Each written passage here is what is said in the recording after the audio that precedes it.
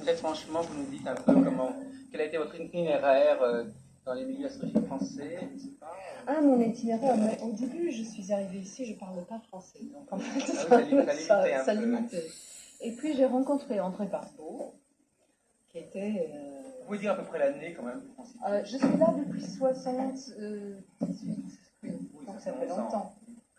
Et j'ai rencontré André Barbeau avec l'idée, et j'ai trouvé ses idées sur l'astrologie mondiale vraiment très bien, et j'avais jamais lu des choses comme ça en anglais.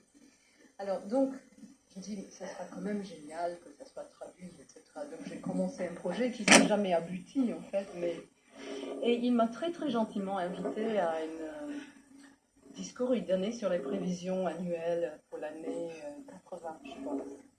Et je suis arrivée, c'était un meeting de SFA, et les astrologues étaient très méchants l'un avec l'autre. Alors encore, il faut comprendre que mon français était toujours relativement primitif, mais des gens disaient ce genre de choses. Bon, mais mon cher confrère dit des conneries absolues. Alors, je ne sais pas comme quelqu'un dans 1980 peut continuer à utiliser ces techniques complètement dépassées, après tout.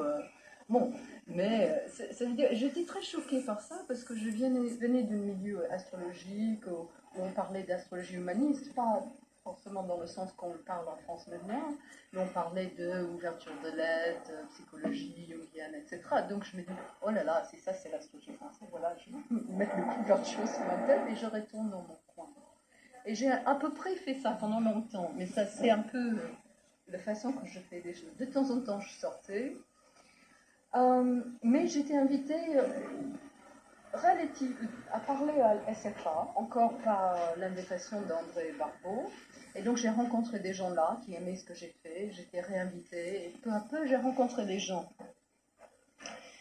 Mais j'ai trouvé toujours ça comme s'il y avait une chose qui m'a toujours frappée, c'est ce tendance chez les Français de vouloir d'appartenir à une école particulière, en fait, de dire, bon voilà, moi je suis traditionnaliste, conditionnaliste.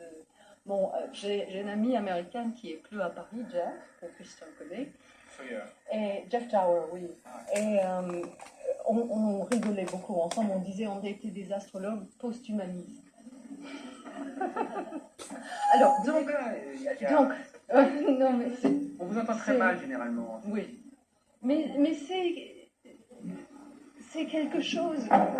Aux États-Unis, par exemple, les astrologues sont extrêmement individualistes.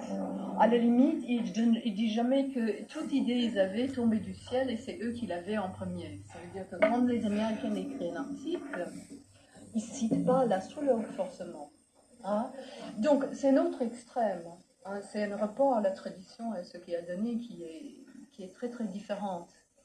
Et je pense que en partie, si je fais une analyse, je veux pas vous parler trop, mais je pense que dans le système d'éducation en France, les gens ne sont pas formés de poser des questions.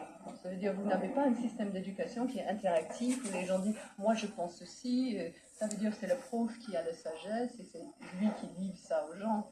Alors, moi j'ai grandi d'un environnement complètement différent. Alors, donc, j'aime quand les gens parlent, quand c'est interactif, quand on bouge, quand on rigole. La connaissance n'est pas sacrée, c'est pragmatique, c'est utile, ça innocente. Bon, on remise en question. Alors, donc chez les Français, je trouve qu'il y a une chose que j'admire beaucoup, c'est ce désir de vraiment aller jusqu'au fond, d'avoir une profondeur dans les idées, de prendre des choses, d'élaborer des systèmes théoriques, etc., qui n'est pas mon don personnellement. Et je trouve que, par exemple, les Américaines sont très manquants. C'est un peu n'importe quoi, ou ça peut être le business par moment, ou ça peut être une mode.